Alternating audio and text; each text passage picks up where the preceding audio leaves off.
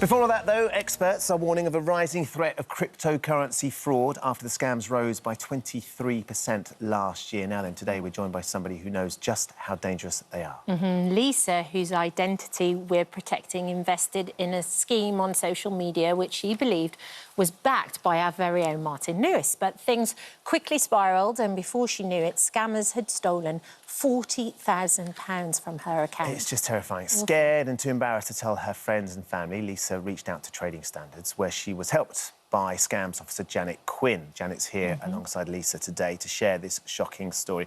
Good morning to both of you. Morning. Hello. Lisa, these scams have terrified me and my colleagues next door at Good Morning Britain for a very long time, because for a long time our pictures have been used alongside this sort of advert about us doing a mocked-up interview on the set. It all looks really, really sophisticated, looks like it actually happened, and people will click on the link and then you're in and you're away. It's exactly what happened with you. Exactly what happened to me. What was it, Lisa, initially that drew you into the idea of what it was offering? Well, I'd been looking at Bitcoin. I thought, this looks interesting, and then saw Martin Lewis advert. I follow the money-saving expert, and I was just kind of assumed if he thought it was a good idea, then let's click the link and see what happens.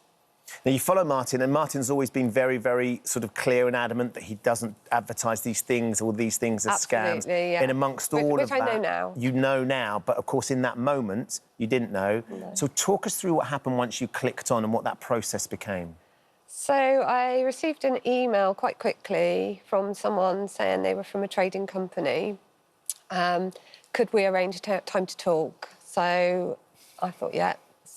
Because I'd initiated it, I thought, well, I need to talk to him. Yeah, I've sure. initiated it, you know. So I spoke to him. He was very, very charming. And he said, right, well, what we need to do is we need to open up a banking app, and we need to do this, we need to do that. And an app to access my phone, which I refused initially. Because you've heard that you shouldn't hand over control of these things. Yeah, but he spoke to me every single day, which I now know he was grooming me. And he persuaded me, because I didn't have the time to be to trading every day, he persuaded me to download this app, which then gave him access to my phone. And essentially, this was a man called Carlos who started off being incredibly charming. Yes. And kind of winning you in and luring you in with this charm. And then he almost turned a little bit as well and almost became a bully, became much more aggressive.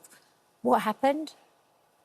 So he set up an account and applied for possibly 11 loans using false details about me. Because you'd given him access to this app, and that meant that he could try and do that? Yeah, so he'd set up... a profile or something? The credit reference. Right, OK. Yeah. And he'd applied for 11 loans So using how much my money? details. Tens of thousands? Well, so I thought it was 70,000. It was actually 55,000. £55,000? And I also was then receiving letters through the post saying, thank you for your application, but on this occasion, we're not going to give you a loan. So that was another 40,000, 50,000 maybe, you know. So fortunately, they said no. So it was initially, wasn't it, right at the start, it was £200 that you put into this scheme. Yeah. All of a sudden, he's applying for tens of thousands of pounds of loans in your name. Yeah. So what did you say to him when you saw this stuff coming in? Well, I said, I don't want to do this, you know, I can't afford loans, I can't. And he's like, what are you worrying about? You know, you've got all this money in your account balance just from the £200 you invested. You know, think what you can do with all this money. And I'm like, but I don't want to take out any loans. But I presumed that I'd have to sign a credit agreement or... Something. But nothing. The money just appeared in my account. And because it was in my account, he told me that they'd all be paid off. I had 100,000 by this point in my trading account. Oh, my days. They'd all be paid off. Just transfer the money to the banking app, and it would sit there if we needed it. And I did. You did that, and that was when they got hold of it. He kind of helped do it. Of course. Right. Through the app. And what did your husband have to say about all this? My husband didn't know. Didn't know anything about it. He actually thought you were even having an affair because there was so much going on. Because I was hiding my phone calls with him, yeah. Lisa, why did you not want to share it with your husband? Because initially investing the £200, that was OK. We'd actually said, well, what's the worst that can happen? We'll lose £200. When it became, what, £55,200, it then became a problem, and I didn't want him to see that I had all this money in my account balance, and I didn't want him to keep quizzing me, so I just played it down a bit. So whenever I was talking to this guy, as soon as my husband came in, I was like, got to go. And I'd be, like, cutting the phone off. So it sounds even more suspicious, so you can understand what his concern was. So what happened? How did you eventually come clean and start sharing the situation you were in? So once the trading account was gone, all my money was gone, and I was then trying to pay all these loans. I was actually using savings to make the payments because I didn't know what I was dealing with until the payments came out of my account. Yeah. It was eating me away, and I just said to my husband one day, we need to talk. And he's like, what have you done? And I told him, and he has been so supportive. Of course. Bless him. And when did you then get Janet involved?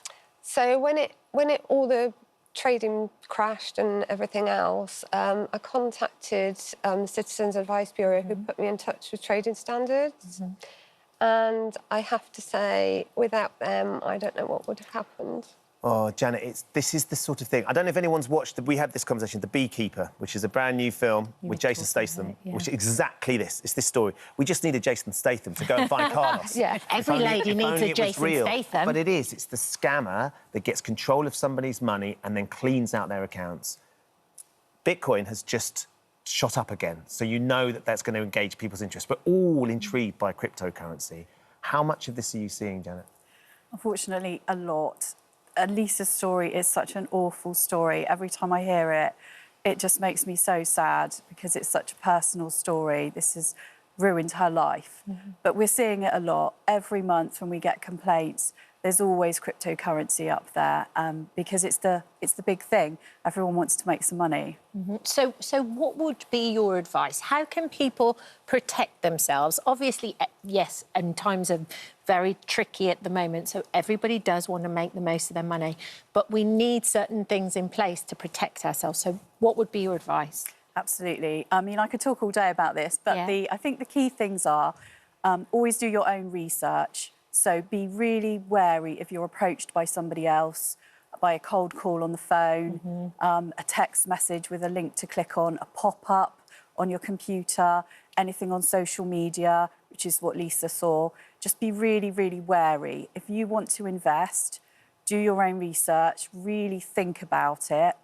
I think always, as well, be prepared to lose what you're investing. Right. So keep it small amounts. Well, the £200 was enough. You felt like that was worth taking the risk with. That's what lured Lisa in. But it just gets out of hand and out of control so quickly. And it's so easily done as well. That's the thing, more than anything. And I think then you get involved and then you feel silly and it just continues and it spirals out of control. Absolutely, like anything, then it's harder to get out of. Yep. And the important message I want to get across here is that Lisa was groomed. He phoned her every single day. It's the same.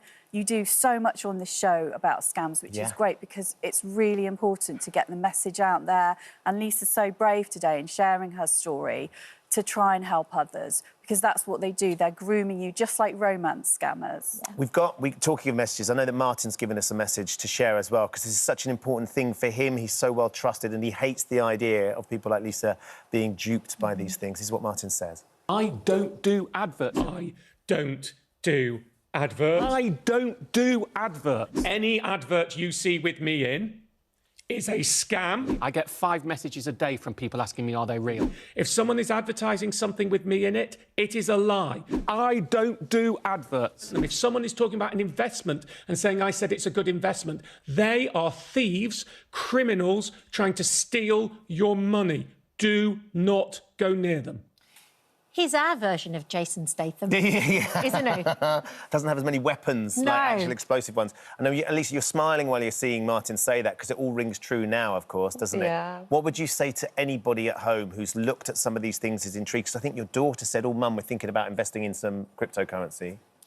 If it looks too good to be true, it probably is.